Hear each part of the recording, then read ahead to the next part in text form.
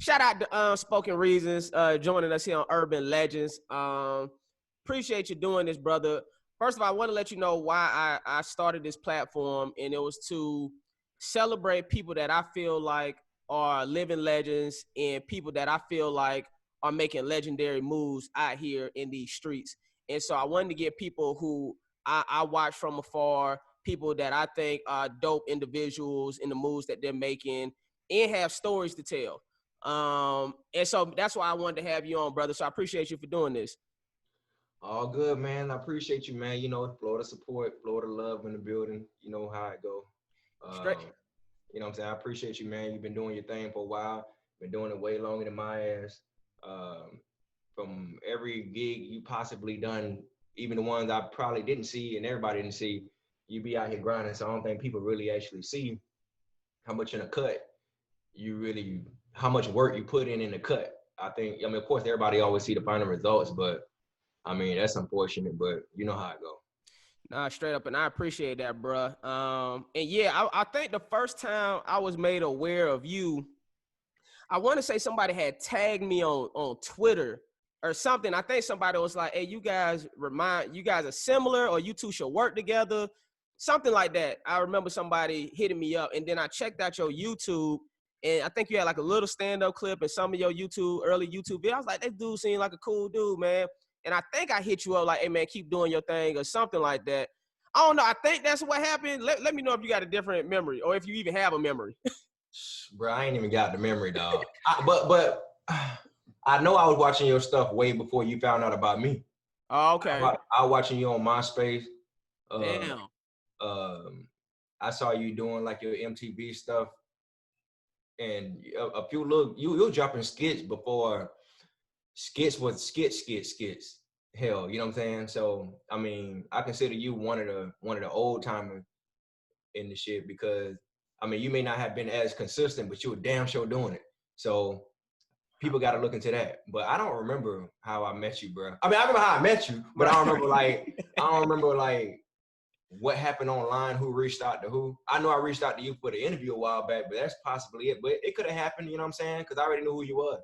That's what's up, bro. He making me sound old as hell. Hey, I'm still kind of young, goddamn it. Oh man, nah, man. It's just paying homage. You know what I'm saying? The people that came before me, that knew stuff before me. So I feel like that's important. So I ain't trying to make you seem old or nothing like that. You ain't old. Hell, 50 ain't even old to people that's 70. Straight up. You know what I'm saying? So we all young in this thing. Straight up. I say that all the time. I'm like, I'm young to old people and I'm old to young people. Yeah, that's how I go. That's how I go. So because anybody don't know, like I was doing video when I first got on YouTube. The only other black people I saw on YouTube was Donald Glover and Affion Crockett. Jeez. Donald Glover had a sketch troupe. It's called Dare. I think it was called Derek Comedy. It was him and some white dudes and Affion Crockett. That's the only people I really saw making like sketches and any type of videos. And luckily for me, like my stuff was low key going viral. You know what I'm saying? World Star would pick up some of my stuff, and that's how I kind of created a little buzz. But then I fell back just so I could focus on the acting and stand up. So that's why I wasn't doing it consistently. But this is what I wanted to get to, because I've been following your career too. I remember when I first became aware of you, you still had a job. I remember like you tweeting about like being at work, you know what I'm saying? And so how did you do that transit? Where were you working at first? And then when was the point where you realized like, man, forget this job, I'm finna just focus on doing YouTube full time?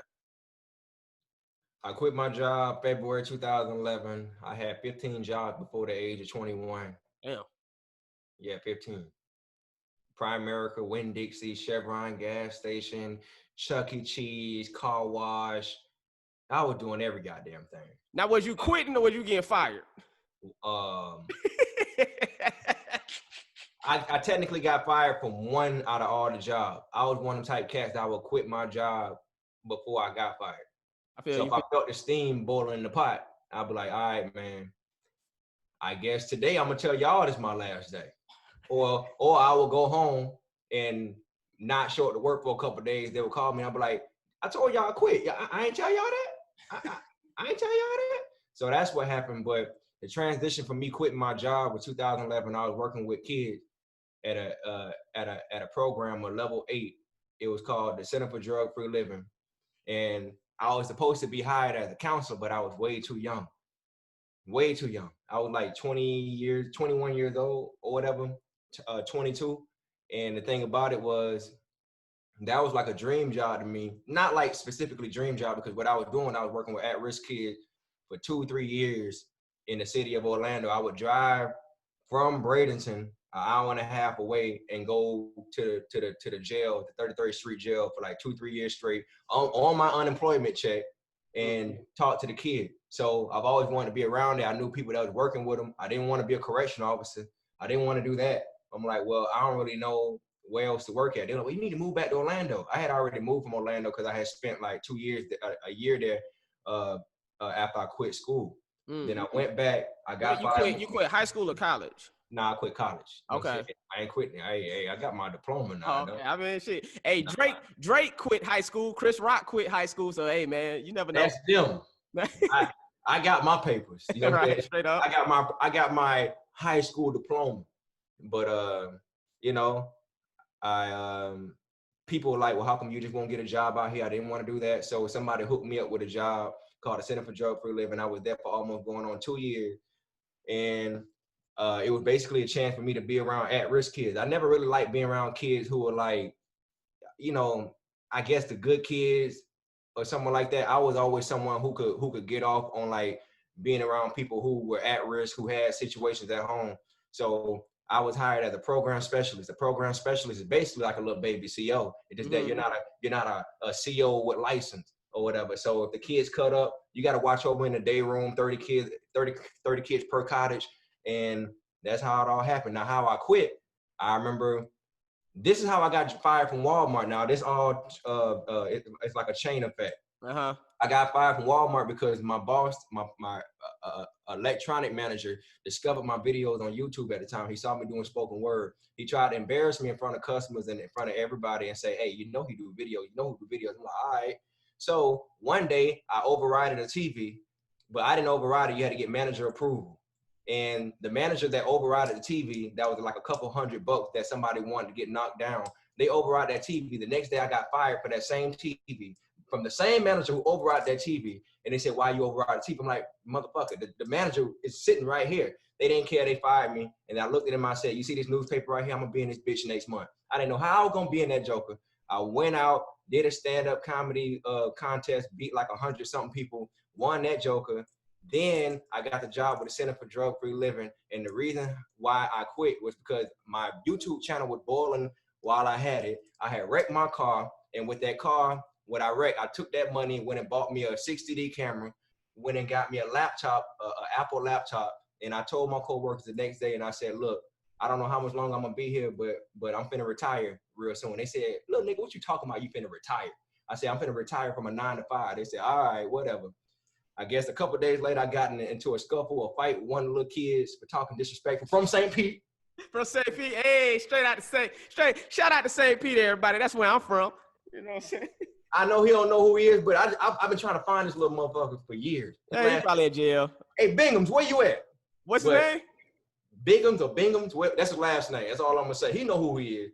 But I'm gonna look him up when next time I go to St. Pete. But we got in a scuffle. Wait a minute, what y'all got? So wait a minute, you can't be fighting the kids at the center. Well, here's the thing. This is why you don't see a lot of like boot camp stuff no more. This is why all this stuff going on with these people getting their neck stepped on by folks. The same thing happened with kids. Just the other week, I think in Kalamazoo, Michigan, a kid was restrained the wrong way. He was throwing food at one of the other kids. They restrained him the wrong way, and he couldn't. And he basically died on the floor.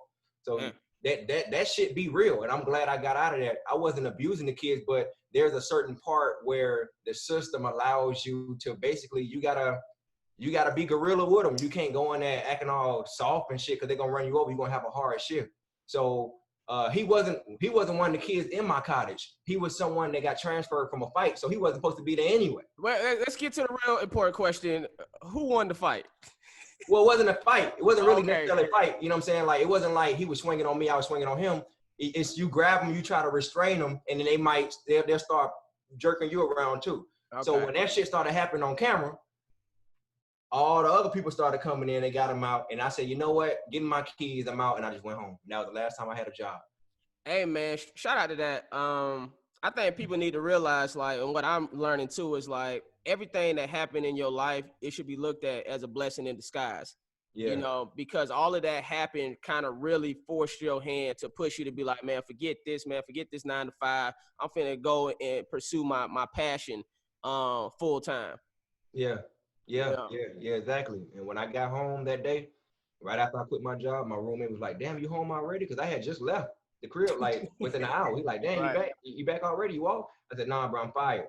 And he was in the bathroom. He probably was in the bathroom with lotion and toilet paper. Like, God damn, nigga, I'm trying to get this off real quick. That nigga was on the couch. I went in the room. I shut the door. I had an air mattress, and I got on my knees and I prayed. And I just asked God to just guide me through all this, man. I made certain promises that I wouldn't break. I still won't break to this day. And you mind sharing what one of them was? If I stop doing what I'm doing, if I stop delivering the message, you can take everything away from me. Straight up. That was the only one. If I stop doing your work, take it all away. That could include my life. That was the only thing, and I blew up within 2 months. And what was the video? First, two questions. What was the first year or the first video you posted, and then what was the video that made you blow up, that you felt like you started getting traction? Well, I first started putting out videos in 07, 08. Okay. My channel was 08, but I was dropping videos on Facebook before Facebook was allowing people to drop videos. So I created my fan base off of Facebook first, off a personal page. Then I took them to a Facebook page. Then I took them to YouTube. Gotcha. So how I started blowing up, I really started blowing up with the Soulja Boys and stuff like that. Of course, asking all them questions. Of course, it wasn't like one specific video like, oh, he out here. Like, because my thing was gradual. For like 2 years straight or a year straight, I was on World Star for like 3 times a week. They were taking everything I was putting up.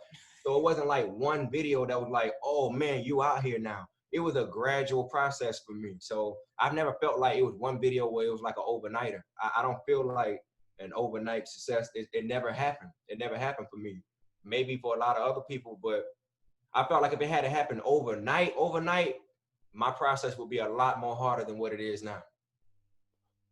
Right. What you mean by that? As far as what? Your process would be a lot more harder than it is now. Well, I feel like when I got in the movie The Heat, everything popped off so fast, and it was so new to people as far as seeing an online creator hit a movie screen, hit a big motion picture that fast, that soon. It looked like overnight success to them. Okay. So people were treating me, some people, a good number of them were probably asking all them Question fans, Soulja Boy fans, and just the Heat fan. You know what I'm saying? And they only went based off of that. So therefore, they didn't look at the spoken word. They didn't look at anything in between. They didn't know that I had a message delivered with me, not knowing that my name is a message. You know what I'm saying? So right. I had to deal with that process of evolving and getting through all that. Basically, still trying to let people know that, nigga, I am spoken reasons. I don't know who y'all think I need to be linked up to or whatever, but it never changed. It never changed, and it still ain't changed. Straight up.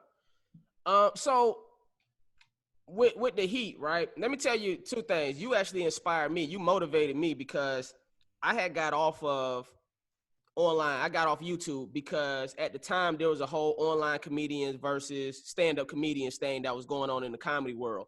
Yeah. I personally at the time didn't want to be considered an online comedian. Now, who gives a shit? Now it's just different ways of being a comedian, and it's different outlets, and I respect everybody that's doing anything. But at that time, you see what I'm saying? I was like, well, I want to be known as a stand-up comedian. Yeah. But when I saw you book The Heat, from YouTube, basically, I mean, I'm sure you got the YouTube helped you get to that level where somebody recognized you, to get that audition. And when I saw you book The Heat, I was like, oh, I need to get my ass. Hey, look at that. Shout out to Lee on his job. I was like, I need to get back on YouTube.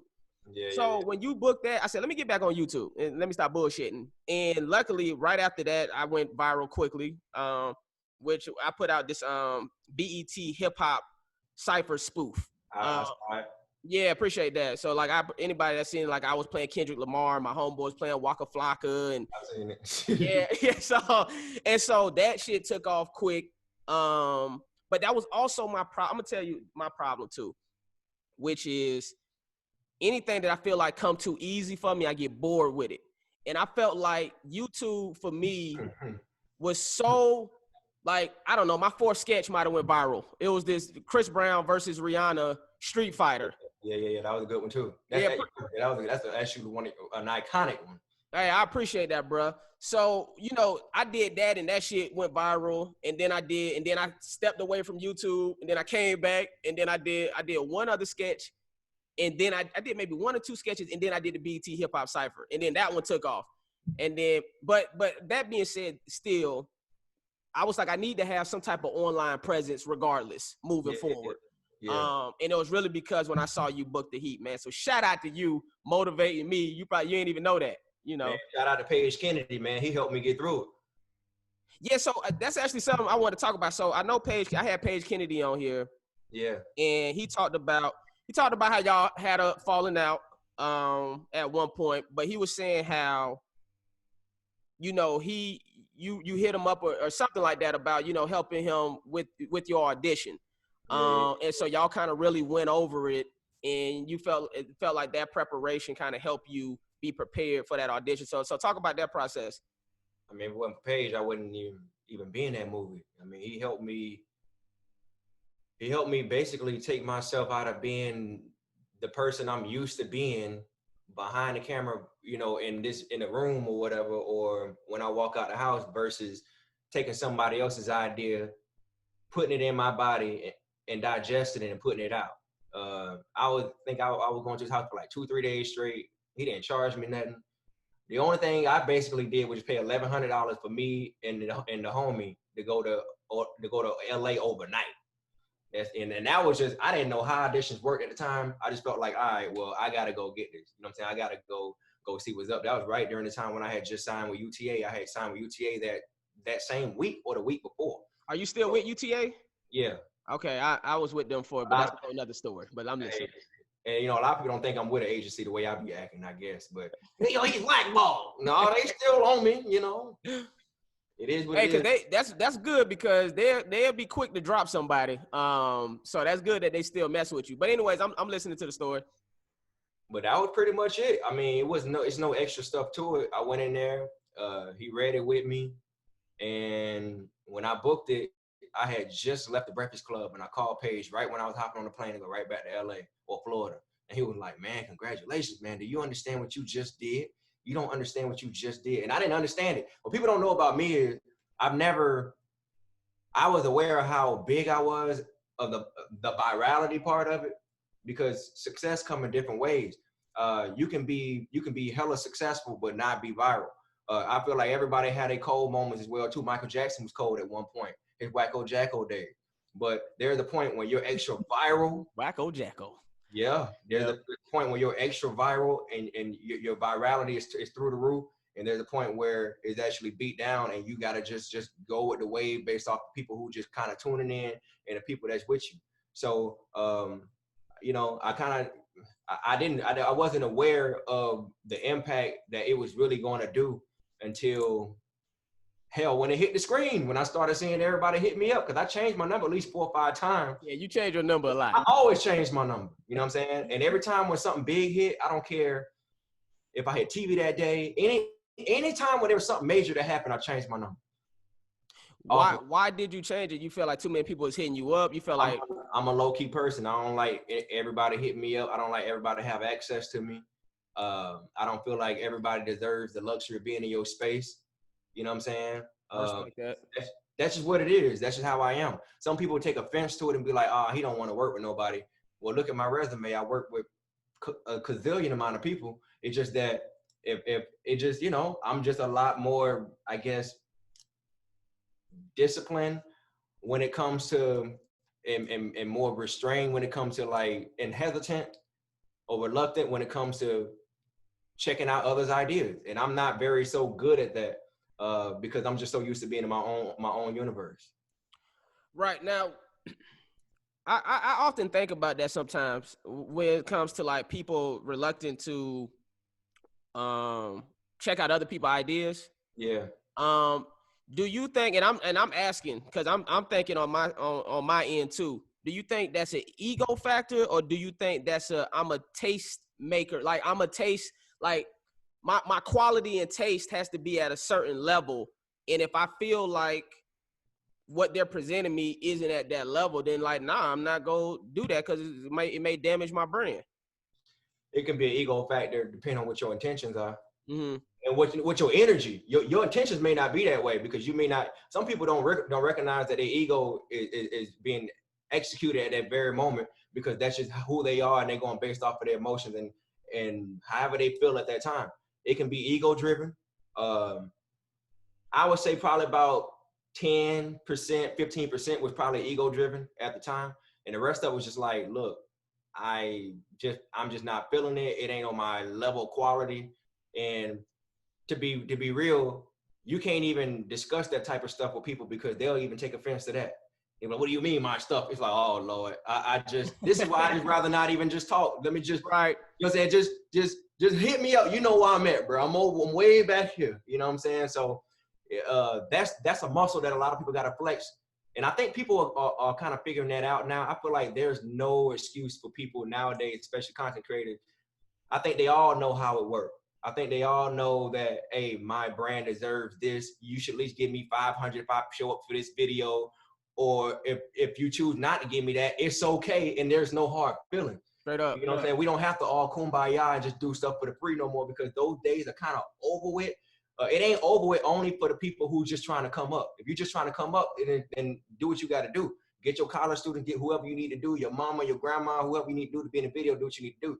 But after a certain point, when you're in the same pool with everybody else, I don't feel like there's no limitation to business. You know what I'm saying? Especially, you got to be able to respect people's ideas and respect people's requests and their suggestions and what they're saying about certain stuffs. Everything ain't for everybody. And just because they're not working with you at that time, that don't mean they'll work with you later. There's plenty of people I've seen, I'm like, dang, they so dope. But if they could just do this and just elevate here, I'll do that.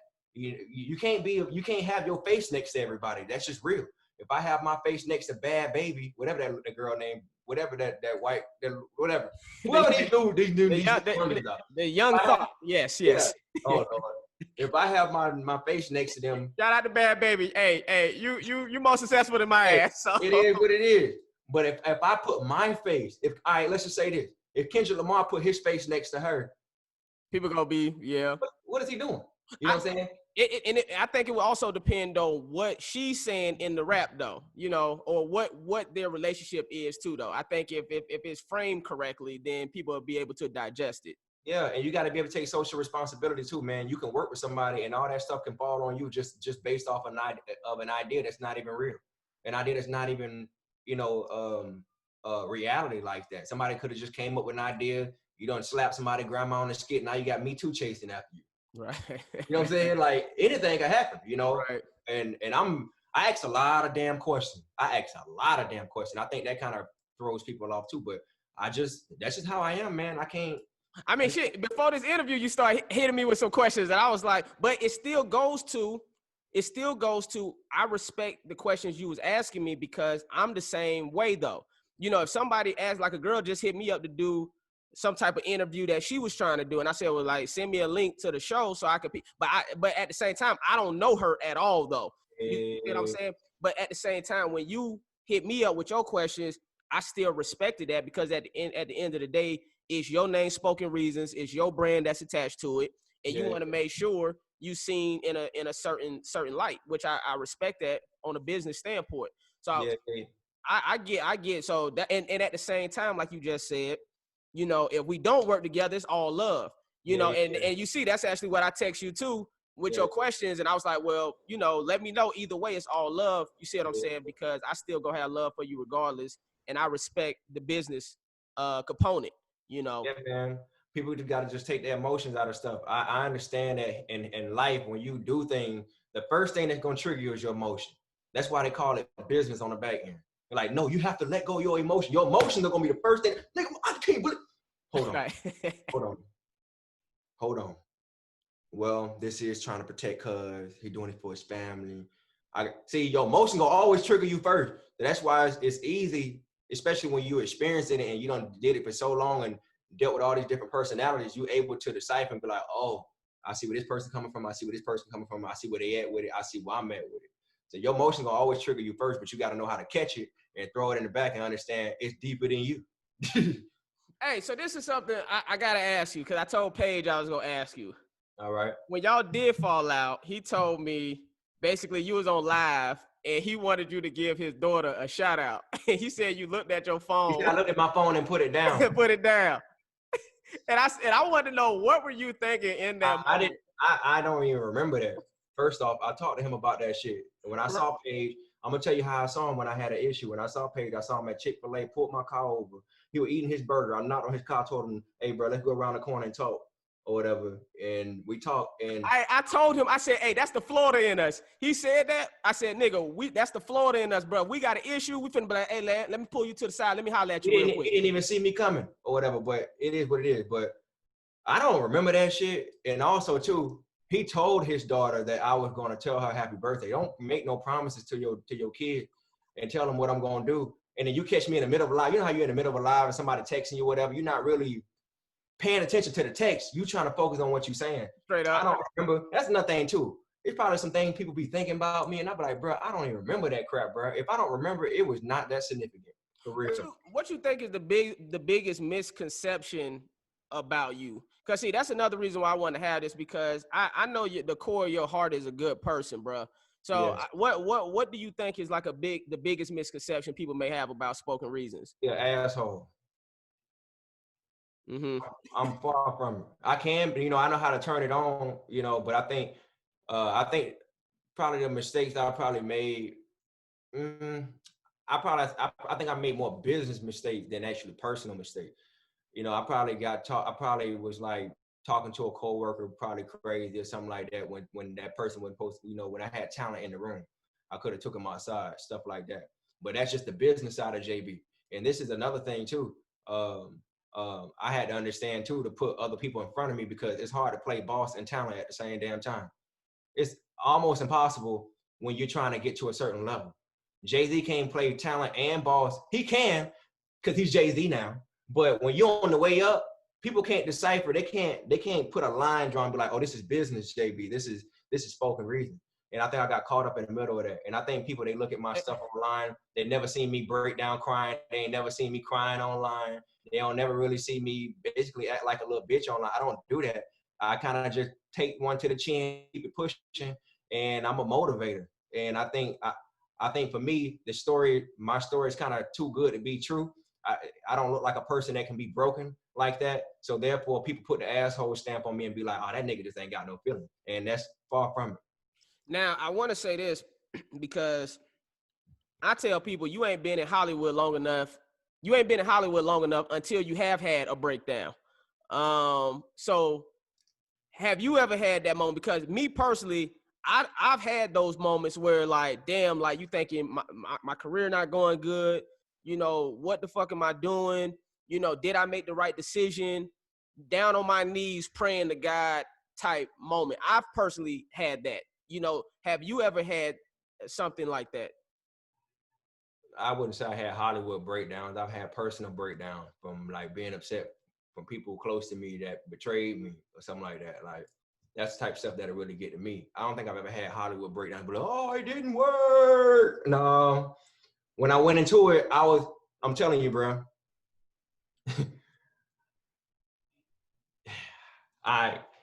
The words I've said in the building of UTA before, which I can't say, there are certain agents that pass me on like, I can't do this, nigga. I just can't do it. The first day I walked up in there, I don't know if it was me because I came in with so much power and influence that I was literally the first guinea pig experience where they're like, all right, well, we don't want to get rid of this guy because he came here on his own, but we didn't recruit him either.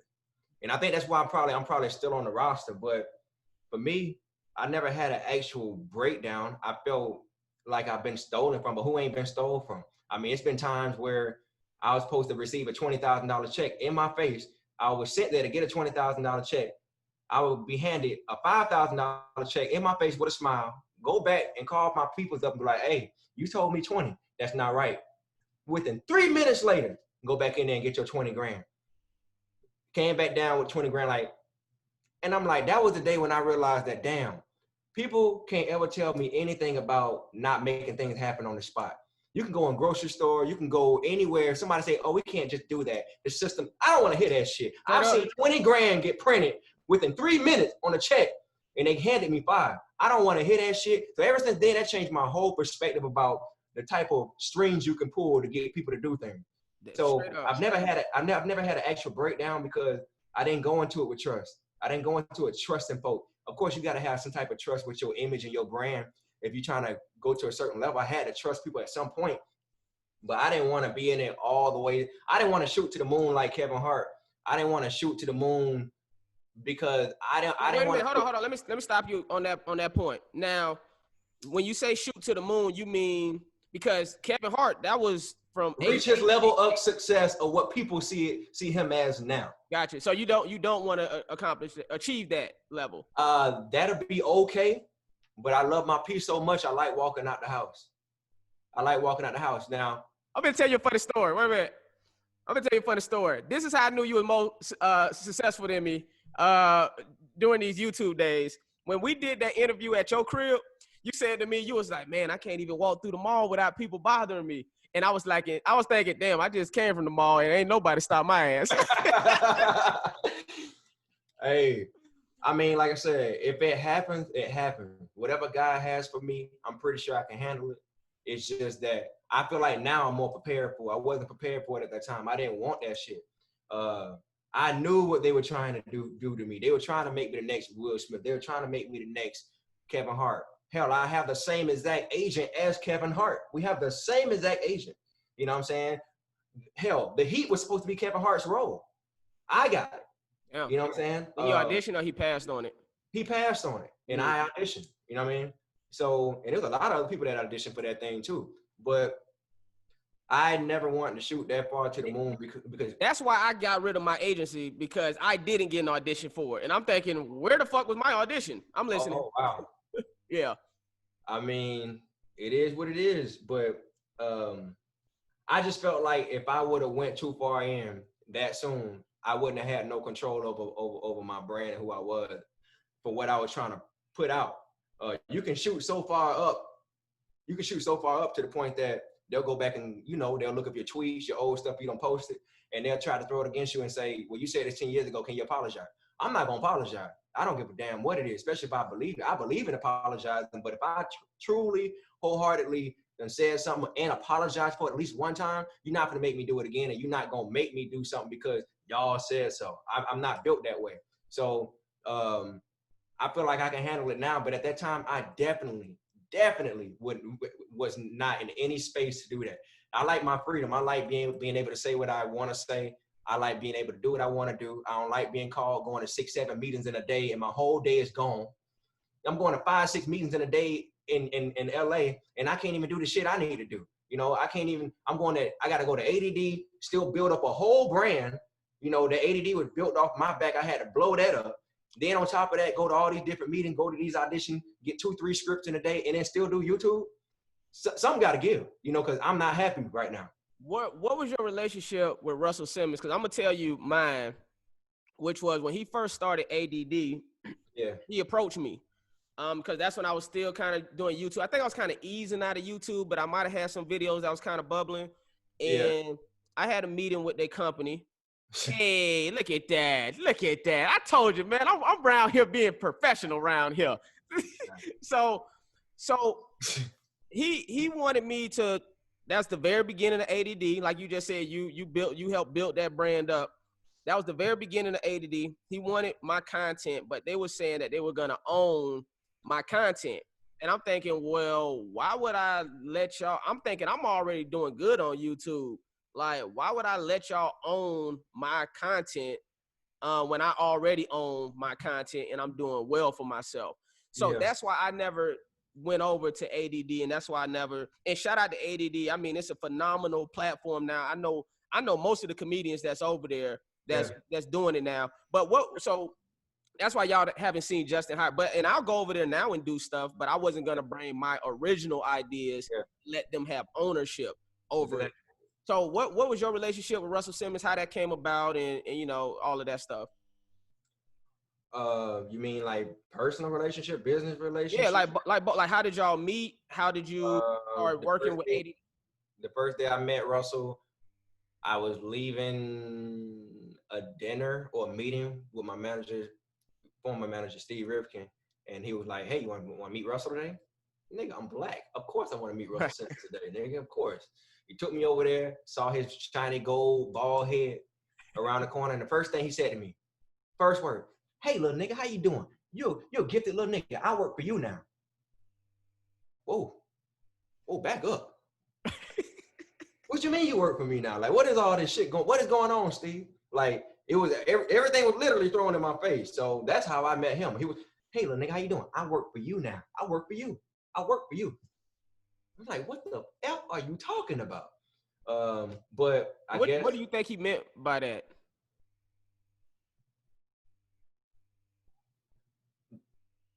I think that was one of his little manipulating tactics, boss tactics that he used over the years to try to draw me in, to make me feel comfortable off rip.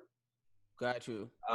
You know, I'm not saying anything about bosses. I mean, they all have their techniques of what they do to try to ink a deal or whatever. But I think that was just a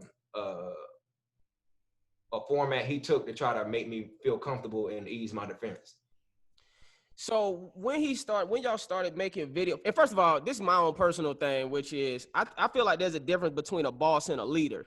Yeah. And me personally, even when I'm working with people, I never use the word boss. That's me. I'm saying I'll try to be a great leader for what we're trying to accomplish. Because I kind of feel like sometimes that word has a negative connotation behind it. Almost like superior or I'm above you. And I feel like everyone plays a part in the ecosystem when it comes to achieving success. But that's just my own. That was just a thought that I just want to throw out for anybody that's watching this. You know, just to let y'all know my mindset. How did you all start actually working? How did you all actually start making videos together for ADD? Like, what was that conversation like? And what was like the first video that you all did to start really starting up the ADD brand? Well, the first video we ever did was called The Record Deal. I wanted to hurry up and do a skit with him because I didn't know how long he was going to be in town. And he moved to LA because of me. I didn't know that. All the major bosses moved to LA because of me. Right. Steve Rifkin moved to LA. Russell Simmons moved to LA. Andre Harrell, the late Andre Harrell, who just passed, moved to LA. You said for you, like, they was like, because JB out there. They were doing it because they were trying to get ADD off the ground, and I didn't know that was what they were trying to do at the time. Oh. So that's how that happened. I didn't know that's what they were trying to do. So I'm gonna say it for you because you probably ain't gonna want to say it. Basically, they knew you were popping on YouTube. They trying to get this platform off. They like, we need a LeBron, you know, that's gonna help us take this to the next level. So let's get smoking, up or whatever, you know, stroke the ego, whatever we need to do, to get him to help us build this brand, whether he know it or not. Yeah, exactly. Okay, that's what happened, and that's pretty much how it all came about. Like I said, my first video, I did a video called The Record Deal because I wanted to hurry up and put it on my channel, and then after that little screenshot he just put up, that was the first official ADD launch video ever. That was I was paid for that, whatever, but I wasn't even signed to ADD then. That was like the welcome to ADD video, period. So we didn't have no conversations about that. That was when the coordinators and everybody were hitting me up. So I'm like, all right, you know, my manager Steve was sending me forwarded messages from people saying, hey, we want to do this, pay you this for that. Russell wants this for AD. I'm like, all right, it's just a little contracted gig, a little small contracted gig. How was the pay? Was it decent? Man, them little $500 shits, $1,000 shits, man, whatever the fuck. You know what I'm saying?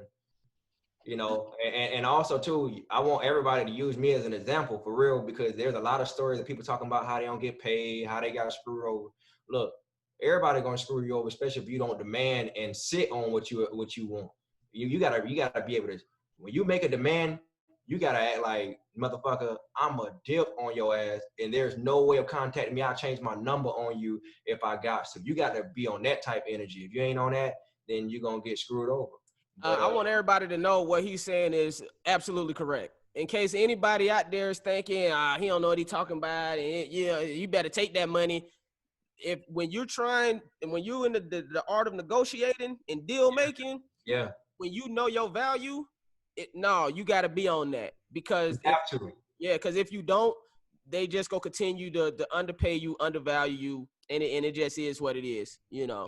And you can get yourself in a hole so deep that half the industry know what your prices are now. Because they all having lunch with each other, having meetings with each other, talking about, I got spoken for 2,000, I got spoken for 5. Damn, that little nigga worth a meal. Well, motherfucker, he charged me 5. See if you can jerk him around and get 2 out of him. You know what I'm saying? And they'll go through email after email, and you do the art of negotiation, which make you feel like this is that. And the reason why, I'm gonna tell you why I did it that way. The reason why I was taking them little pays, because I'm like, all right, well, I already got money. You know what I'm saying? So I wasn't really tripping, but I'm like, okay. The only reason why I was taking that lesser money was because there was no example before me to show me that, you know, with YouTube networks, that they were paying out this type of money. I was thinking that, okay, Russell and them, they just came from music. They don't know shit about the internet as well. They didn't know shit about it. Trust me, they didn't know shit about it. So I'm thinking this is all new. Now, this had been the NFL, this had been the music industry, this had been acting. I would have got the money what I would have requested, but their whole thing was, oh, this is new. So I'm like, it's fucking with your head when you're the first one, and you know you're the guinea pig experiment, but then you like, but I gotta set an example for the world. So I felt like I really wasn't doing it for just me. I was really trying to pave a way so everybody could eat. For real. That's the only reason why I went through with ADD. I knew I was getting underpaid and everything, but I'm like, well, you know, this is gonna pay out for everything what I always wanted to do, which was basically I wanted to see people break the 9-to-5 system, break the system or whatever you got running, and be okay with putting your work out there. Because when we first started doing our thing, people were very reluctant with putting their stuff out there. People were scared to even hear their own voice on the phone. Like, I don't like the sound of my voice on the camera. Now people don't got all that training on playing with their phone so much. Now they can just throw themselves out there. But back in the day, they had to sit there and watch an example. And I knew I was the biggest example to show. So I felt like I had no choice. For the culture, I had no choice. But for myself, I had every choice. Absolutely. Yeah. Is it true? Was Russell Simmons actually managing you? Was he technically your manager at one point? Because I know that was what I was hearing in the comedy streets at one point. Not on paper, but yeah, not on paper. He was nothing really, nothing on a business level to me, except a manager. So he never negotiated my stuff like that. But all of them was my manager, to be real. I never made anybody anything else. I made Steve my manager. I don't think he ever managed anybody before. He's the whole executive out here. You know, SIC Records, you know, Asheroff, Melanie Fiona, Big Pun, Mob Deep, you know what I'm saying? Wu-Tang. He never managed anybody. I didn't want him to be my executive. I didn't want him to do none of that. Nigga, just manage me. Because I need to be able to track and because I already know I'm gonna get off here. So at least I need to keep you over here while you're doing it. Right. You know what I'm saying? And what's y'all relationship now? Like you and Russell, like y'all. I don't talk to nobody. You don't talk to none of them no more? I don't talk to nobody. What was the straw that broke the camel's back then with that relationship? You say what broke it? Yeah, like what made you? It was no bad relationship. It was no bad relationship. I think if anything, they just couldn't get me to do nothing. The only thing they could get me to do was just do Dr. Reasons, and that's it. That's the only thing you see on ADD, Dr. Reasons, and maybe a few other skits. Why was that? You didn't like the sketches, or you felt like they was using you? Of course they could use me. You know what I'm saying? But I didn't. That was the first thing I did in my life that I never wrote. Okay.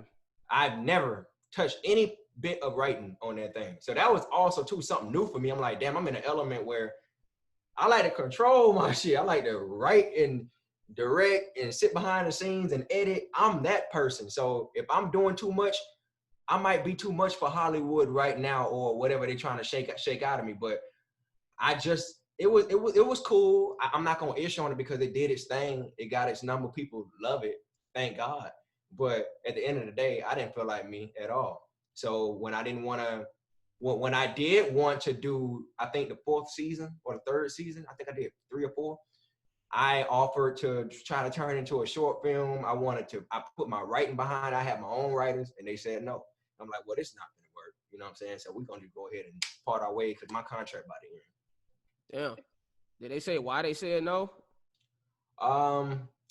Well, one at the time they wasn't putting no high quality stuff on ADD, and they still ain't putting no high quality stuff. A lot of these networks ain't putting no high quality stuff. They were just using people trying to spend as least money they could spend to get the highest dollars out of you. So yeah, they would spend $2,000 for a skit or $500, whatever they could do to spend the cheapest they could spend and not give you the A1 production. Now think about it. Now I'm dropping whole short films out here, relationship game series, all kind of shit. I'm dropping damn near like movie shits. You know, I'm taking them to Lionsgate. They saying no. I'm like, now come on now. I know this shit can go if it get in the right hands. And this is why I try to take my own approach. But ADD's whole thing was, we're not gonna fund nobody nothing big. And if we do fund something big, y'all gonna get a small payout. They never funded anything big to make nothing look like a legit TV show or a legit movie. They had their little shows here and there, but it looked like it was shot on a 60D camera. Mm-hmm. You know what I'm saying? They never pulled out no red cam. I pull out red cams on mine. I had got a $40,000 check from Fox, and them niggas told me, look, we understand that you're great, that you're a big commodity when it comes to this movie. We want to give you 40 grand to do and produce whatever skits you want to produce. And you can go back and look at my skits. A lot of them skits had high quality stuff. And I was with bruh, man. I was in the movie theater getting thrown off the roof, electrocuted in my room. I called my own crew with 40 grand and said, look, this is what we're going to do. We're going to shoot 3 to such and such skit because Fox want this all done. Fox gave me creative control, made me do what I do. How the hell people who I'm managed by, people who I'm a brand ambassador by, I'm the first one to help build this whole platform, and I can't get a budget out of y'all? That's crazy to me, bro. Get out my face. I ain't got time for it. And everybody was trying to play them games. Everybody was trying to run this whole YouTube network game. All these different rappers and executives were talking about, I got a network. Now, where they at now? Everybody started figuring it out. When I left, everybody was like, wait a minute, there's some smoke in the room, because Spoken is I know he don't usually act like this, but everybody know I go Draco moment. When I go Draco mode, there's something in the air that ain't right. Right. And I was basically calling out. I knew people wasn't gonna get it at the time, because at the time that was like, who you supposed to be? You house nigga. You supposed to be with Russell. You supposed to be doing the do. Now don't you go out there trying to be independent. I'm like, hold on, bro. Y'all don't get it. So at that time, it was almost like how dare you go against the Russell Simmons? You can't say that now. Yeah. I'm just saying. I'm not just saying that specifically for him. I'm saying that because everybody card done got pulled. Everybody done got the curtain pulled back on them and got exposed on what they really been doing and what their intentions were with all these content creators. All these content creators were getting fucked. And I would say the last 2 or 3 years was when they really started getting money. When they really started getting money, they were getting buying money and all that stuff then. But I felt like everybody started catching on like about 2 or 3 years ago. And they like, you know what? I don't want to sign up for that. But why you think these networks can't get these major people no more? Because these major people come in what they bids, and they like, look, if you can't give me a meal, if you can't give me this, I'm not doing it. At that time, I was just trying to make an example just to open the door. So I got caught up in between that, and people like, oh man, I don't even know what's happening with Cole. I done gave up. We're not gonna know a lot of stuff behind the scenes. That's why we're gonna let life play out. You know what? I was talking to a Vine star one time, and he was concerned about trying to get on TV. I'm like, man, every video you post, you get 1 million views, 2 million views. You getting sponsors that's paying you 6 figures. Yeah. Why the fuck would you care about being on TV? Like, the internet is your... You say that as a nigga who been on TV, though.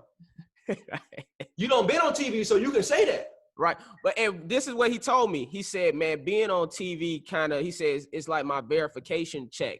It's to say, like, I'm a solid, actor, and that was kind of his explanation. And it's good hearing you say that too, because he is a dude that he's been on TV, but it wasn't like a major project like that. But that actually gets me to a point where I remember a conversation that we had. One of the last like real conversations we had, we was in LA, and we was at and it was actually at Russell Simmons Comedy Night. It was the comedy show. Yeah, I don't remember everything. I was a little drunk, but Nigga, I don't remember I'm everything, about to bro. blame I it on don't. alcohol. So don't bring up something. I don't know. You might have been intoxicated. I was. I remember you was kind of upset with a lot of comedians going to Vine, and you was like, about that wasn't mad about that. I'm gonna tell you the conversation. The conversation was basically, I'm gonna tell you what I said. Fuck what you said. I'm gonna tell you what I remember I said.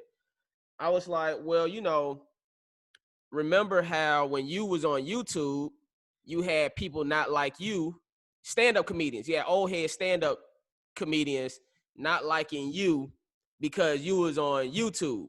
And I said, so now there's a new platform, Vine, and you gotta respect what they're doing the same way stand-up comedians had to respect what you was doing on YouTube. That was a friction time that was a frictional that was a time where there was a lot of friction because the Viners felt like they were doing their thing and they felt like they couldn't get access to the YouTubers, and the YouTubers were feeling like at the time, well, why would I want to do a whole 1 minute video at the time? I wasn't shitting on the Viners themselves. I didn't necessarily agree with the 1 minute thing. I understand. 6 seconds, really, 6 seconds. Yeah, whatever it was, a minute, 6 seconds. Yeah, 6 seconds. God damn, that's right. How you know. But my whole thing was, my shit be personal. My shit don't ever be a lot of business stuff. My shit be personal. Like, all right, who you around? Because I know such and such talking shit. Nigga, don't be smiling in my face. I'm on that shit. So it's so funny that you say that. And this, I know you're a real one because that was, and I didn't want to say, but that really was what it was. You saw me, I think, in a video. Hey, but I don't want to. Hey, man, look, I ain't on this shit. You feel me? But, I understand what's up. People want to hear what they want to hear. But my whole thing came about you was around somebody who I once fucked with or whatever it was. I want to check you on that shit. You check me on it. It is what it is. We got a good understanding. Life move on. Right. That's what that was. It wasn't nothing about no whole, I hate Viners. Why the fuck would I want to hate on somebody hustle when I did whatever I had to do to make it? It was never that. It was a friction between the social media platforms at the time because they were doing their thing. They were doing their 1 minute, they 6 seconds, and everybody else, like the YouTuber who already established, like myself, I didn't see no need to go into that world. I didn't feel no need to go into that world. And honestly, still don't know how to wrap my brain in 1 minute or 6 seconds. I still don't know how to do that. I'm just way too creative. But that's just what that is. So what do you think the evolution is when it comes to social media? Like, are you want to stay on YouTube, which I still feel like is the mothership of all of this, really. But you think it's YouTube, you think it's TikTok, you think it's Reels that's on Instagram now. Like, what do you think the next move is? I say fuck them all. I got my own website, bro. Say that again. Got my own website, bro. Let me tell you something. I want you to talk about that. I was literally just having this conversation with my team about that's really the real key, bro, is having your own platform. Because guess what? At the end of the day, if you say something, YouTube can still take your shit. Yeah, they can take your shit. Always use a third-party platform. That third party, because it's not yours.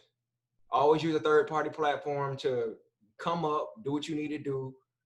I call this. This is what I said to everybody. I say this to everybody, at least everybody I try to run into. If I respect you enough, I'm gonna say this to your ass: get your money and go home. Get your money and go home. It's that simple. The same thing applies when it comes to Instagram, YouTube, Facebook, Twitter, Vine, TikTok, Snapchat, any of them. There's only so long you got until shit is going to slow down. Why? Not because of you per se. All it takes is one person to go behind the computer and be like, hit that button. Now you ain't got the algorithm or the traffic going your way. Now you deleted off of YouTube and Instagram and you don't know how to fucking get your password back or whatever. You know what I'm saying? Like, it can easily happen that way. Just the other day, I had to hit UTA up to get back into my Instagram that I was blocked out for a month or two. I mean, for like a month. I put in my phone number, my email, everything. Couldn't get inside of it. Had to call UTA to get it. Now imagine if I ain't know them. My verified account. So what I'm saying is these third-party platforms, they cool. You can get your shit up.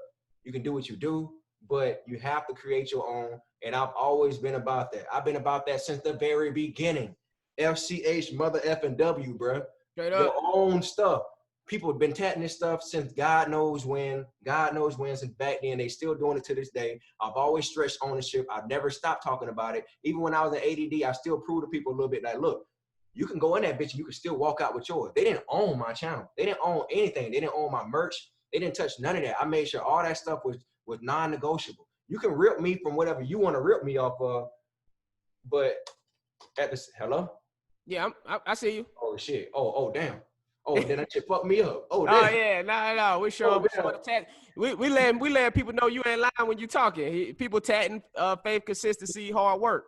Yeah, you can rip me off of what you want to rip me off of, but in the end, I own my own stuff. So my website I've had for like a year now. It's a subscription website. I ain't got no Patreon. I ain't got no OnlyFans. I don't know nothing about that or whatever. All I know is how to control mine. Because even OnlyFans ain't yours and Patreon not yours. So that's what I've been on. So when everybody talking about, oh man, see, look at his views. Yeah, you don't know what this website do though. Right. Yeah, that's something that I'm actually going to get into more also. I mean, I have my Justin Hires website, but to really start directing traffic to the website also, you know, because like you're right, even with my Instagram, I've been telling my people, bro, I have the worst algorithm on Instagram, bro. You know, for me to have 110,000 followers and then you'll get 600, 1,000 views on a video that you post on Instagram. It's yo, that's fucking crazy. Come on, man. Like, I want people to understand that just because you think you popping now, don't think that it can't nobody go behind that computer and just hit a button and stop traffic from going your way. It can happen. It can happen. I mean, it can happen. I'm gonna let you know how I knew that was true for sure.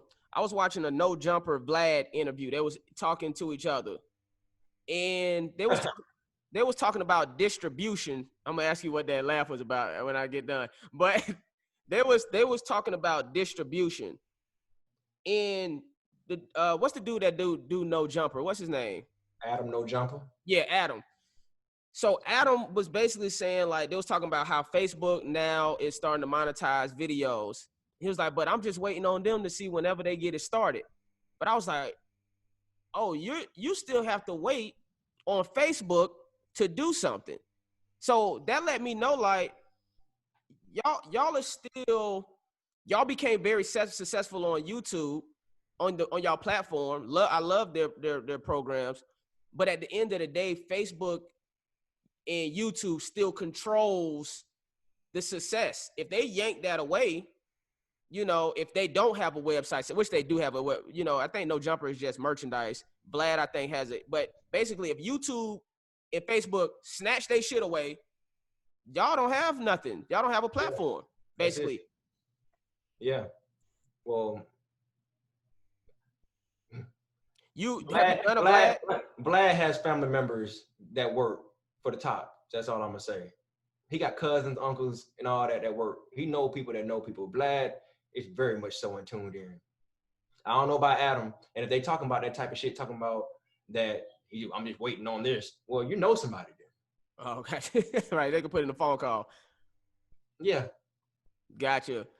That's why they having them type conversations. Them conversations they'll never have with niggas. I hope they see this too. Wait, hey, why you feel like they wouldn't? Why you feel like they wouldn't have it with us? I mean, that's just part of the dominant society code. You know, I'm gonna be honest. Never share major resources and major wealth with a Negro. That's not my code. That's theirs. So when it really come down to it, they can say they want reparation for us and all this other stuff, but a part of certain people, a part of certain race code is to never share wealth and certain resources. That's just the code. That's not our shit. We didn't make this up. That's just what it is. I'm not gonna lie to you. Brandon T. Jackson was saying something similar. Me and Brandon, that's my dog. Me and Brandon be talking. You already know. You're saying Brandon, my dog. Yeah, we and I love his new transition, even though he been had it in him. This been Brandon from day one. I know you knew Brandon way before, but I know Brandon when I first moved to LA. It's about yeah, 07. you've been to him. But I met the 2010, 11 Brandon. You know, and he was still wild and Brandon. Right. But I knew it was another side to him. I'm like, man, this dude, this ain't finna last long. I already knew this way. I knew that wasn't finna last long. I said, this dude he's too in tune with himself and God for him to even allow these people to shank him like that. That's basically what he was saying. That's what he was saying on our episode. I'm looking forward for to see what the reaction is to that. What have you ever reached out? Because see, Vlad and Adam may say you never reached out to them to get information. So have you ever at least reached out to them? No. Well, that's what I'm telling you. That's what they're gonna say. See, I like where I'm at because I'm gonna say what I feel like people thinking. You know, and I feel like that's gonna be the first thing out of their mouth. They're gonna be like, well, he's never reached out to us to get any type of information. And maybe if he actually reached out to us, we would be willing to give him some. They'll give information to a certain limitation. All right. Well, you know what we're gonna have to do? We gotta do a follow-up one of these days. Or even if it's just me texting you and be like, you know, did you hit them up and what did they say? I'm not gonna hit them up. I don't want nothing from them. Wait, hold on. Wait a minute now, goddamn it. Wouldn't you appreciate any type of knowledge that could help benefit you that you could use to help grow your platform? I mean, yeah, that'd be cool, I guess, but there's nothing I need. There's nothing I want off the top of my head from them. I'm pretty sure they got some stuff to share to everybody. I'm pretty sure they got information right now. Hey, niggas, go here. Niggas be on their computer right now setting shit up. They ain't giving all the motherfucking information. Codes. That's just how I go. I'm not gonna repeat myself too much more. They know how I go, man. This shit is cold, bro. You know what I'm saying? You know, every race of people have a certain type of code, especially non-black people. Non-black people have a certain code when it comes to resources and when it comes to wealth, and there's a cap on it. Period. When it comes to people that don't look like them, that's just period, point blank. Period. If that's the case, why ain't niggas running Hollywood in major positions as far as executives, directors, agents? Why you ain't seeing it? Why you not seeing it? Right. I could definitely co-sign. Well, why aren't you seeing it? That's the question. You said why aren't I saying it? Well, I'm about to say it right now. Why haven't you seen it? Niggas basically run Hollywood on a talent level. Why aren't we in those positions? That's athletics level too.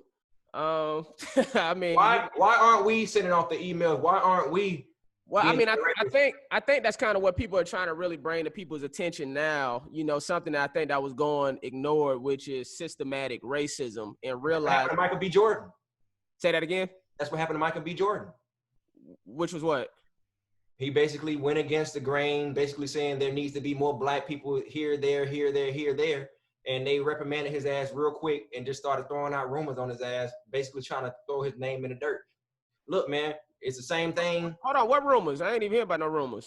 His old publicist came out and basically said, he took his shirt off and this, that, and I saw this and it was sexy. Like, he would basically just kind of throw dude name in the mud. Oh. Or whatever. So you know what happens when you make enough money with the dominant society. When you make too much money with the dominant society, then they're gonna end up, if you speak up against that or go against the grain, somebody gonna try to check that and reprimand you and try to make you look crazy out here. It's the same system, that same thing that goes on whether these people did it or not. It's the same story. When they reach the top too much, when they make too much money, they pull their card and they try to draft up a story to make them look like the biggest rapist, the biggest monkey, the biggest killer, the biggest asshole, the biggest anything. We'll do anything to make you look bad because we can control how you look. Well, how come those black people can't control that? We got cancel culture, but niggas still be here. What do you think? I'm taking in what you're saying. What do you think we can do as African Americans to change that narrative or gain some type of control over that? Stop apologizing and basically just do your own shit and be in the mud. You got to be in the mud. You see, the problem is that it's too many cats making too much money and real money and too far in, and they try to be all black power and try to be on the front line with it. And they know that's not their fight. You're not like the rest of these people that can get out there, shout in front of police face every day, hold up black power and do this. We need you to reallocate them resources on the back end by funding these black businesses, these black studios, these black content creators, these black filmmakers, these black directors. That needs to happen. Then you do it. Everybody's so infatuated with Tyler Perry Studios or whatever. Of course, he works with the Dominant Society to get his stuff running, but he also had to cut a hole in his own mirror to get it working. When he took his stuff to them, they were like, man, hell no, get out of our face. He like, all right, bet. And not only am I gonna do my own play, I'm gonna fund my own movie, I'm gonna finish it, I'm gonna package it up, I'm gonna edit it, I'm gonna do this, and I'm gonna bring it to you. Now, how much you want for it? It's on BET. God damn it, get your ass in here. Welcome to Lionsgate. Well, that's only one of them though. You know, very few of them. You know, even you got Do the Right Thing. I'm trying to get, huh? Yeah, Spike Lee. This dude be on film funding website asking for money. You know what I'm saying? This is Spike Lee. You know, and a lot of people would say, well, why can't he just go and get the money for it? How come Ice Cube won't just make a Third Friday? They're saying no. How are you that successful doing all these different films and you still getting denied or whatever? It's about the resources. It's about how much we control we want you to get in. So number one, if you making all that money and you on a level of a Denzel or Michael B. Jordan or any of that, you got to realize that you can't be front line. The only thing you can do is do your fight from behind the scenes, which is talk to people behind the scenes and fun behind the scenes.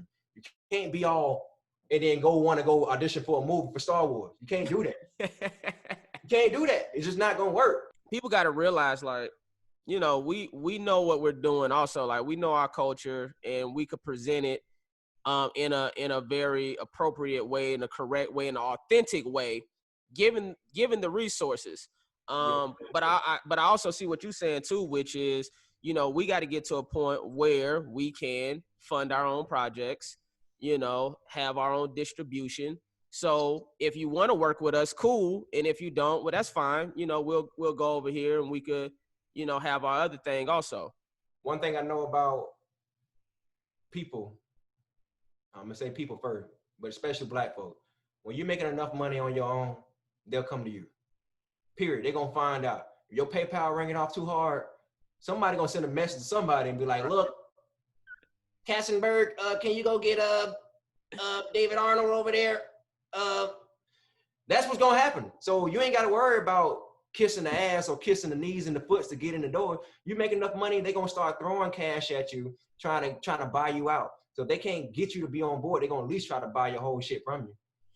Now, this is the other question that I know people go think, so I'm gonna say it, which is, what are you personally doing to create this change that you want to see?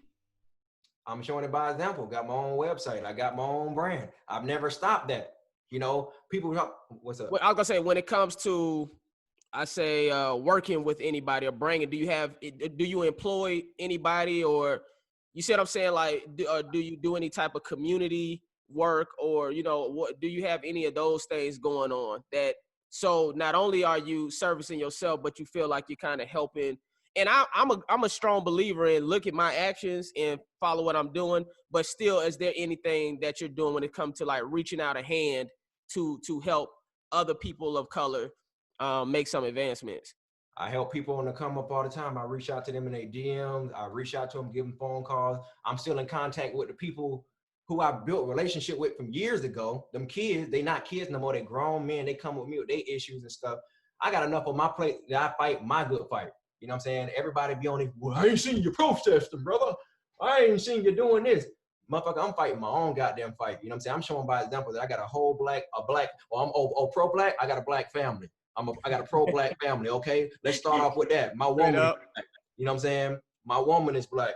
I got my own brand, my own business. I taught y'all how to do that. I still reach out to content creators till this day. If I see something, if I see them going off a narrow path or I see them going in the right path, I reach out, I do that. You know, I do little stuff like that. To me right now, I ain't been around nobody right now. Can't nobody come around me during this COVID. I'm one of them. I'm one of them type of people. But other than that, it's my actions are my example. My body of work is my example. It ain't no just, oh, he did this week and bought a home your car. Nah, bro. Nah. I've literally showed with action and with my whole body of work and my brand on how it's supposed to be done. It's up to you, not you, but anybody who looking with their own lens to the side and say, dang, now that I come to think about it, he was doing it the right way. He just wasn't doing it the cool way. Mm-hmm. You know what I'm saying? Now it's cool to be pro-black. It's cool. It's cool as fuck now. Hey, let me tell you something that bothered me with the Black Lives Matter movement. And I don't really support Black Lives Matter, so that's another whole thing within itself. I support the message, but I don't support the organization. Why don't you support the organization? Because the organization was funded by George Soros, who happened to be a goddamn white supremacist. Black Lives Matter? They say it was started by 4 or 5 black women, but it's really invested and kind of started by a white supremacist named George Soros. You can look this up. Why did he invest in it? You know how these people do. The real question is this: why is something so black on all major platforms? Think about that. Why is it on NBA platform? Why is it on CNN platform? Anything that's too black, anything that's specifically for niggas, and it's hitting every MSNBC. You don't think white people are cashing out on that? The Diamond Society is figuring out a way to cash out on that. That means somewhere it's an ownership of them. You know what I'm saying? It's almost like the new NAACP. That's something Brandon T was saying, which was the new NAACP. Well, he said it's incorporated. You know, Black Lives Matter, meaning somebody's profiting. They are. The Dominant Society is, because if it was 100% black owned, it wouldn't be sponsored by the NBA. But they would have to go through a Negro to get it, you know, to get it placed on their platform. You can't just advertise somebody. You have to go through that same person. So they're going through a nigga every time to make that happen. No, they're going through white people, bro. You know what I'm saying? And they just use the LGBTQ community as a cover up, and those 4 black women as a cover up, and make it seem like oh, this is how it was started up. I support the message, so they have us conflicted between the message and what they're really doing behind the scene. Wow, that's funny. I mean, I see how you and Brandon share similar thoughts on that. This was my thing with the Black Lives Matter. I didn't like how some celebrities didn't get on board until it became the thing to do. Because they bored right now, bro, and they ain't got nothing to do. It's COVID time, and it's almost like they ain't got no shows, and they trying to figure out now I see them out here making Black Power songs and short films and stuff, and I'm gonna tell you, I like it. But this is what I was saying earlier about don't be so front line with it, because you're gonna get your card pulled. Because when you walk into this life, there's gonna be people asking you questions. All right, what about this? All right, what about this? What about this? What about it? You get caught slipping one goddamn time, it's over, bro. It's over for your ass when you don't look like you know what you're talking about. Or how about you just say you don't know everything, and that'll be fine too. That's the problem with a lot of folks. They get on shit, they start running their mouth, and they act like they know everything about everything. And when they get their card pulled for that one fucking question or that one statement they said, then it's like, oh, now you looking crazy. It's okay to say you don't know, but you know, I see exactly what you see, but we also needed that to help people get on code, because Black people problem is right now we're not on code the proper way as far as financially and all that stuff. We're getting there. We're on code more now than ever. We're on the world stage right now. It's cool to be Black. You know how do we get on code? How do we get on code? Oh Lord. Oh my God. First of all, stay away from these coon ass niggas. They are the worst. Your mama could be a coon. Your daddy could be a coon. You got to know where to draw that goddamn line. And also, it's more. Well, anybody watching that don't know what a coon is, that's a term that definitely African Americans use to describe another African American who doesn't stand up for the rights of African Americans, basically. That's what it is. So what do we do to get on code? What do you think we ought to be doing?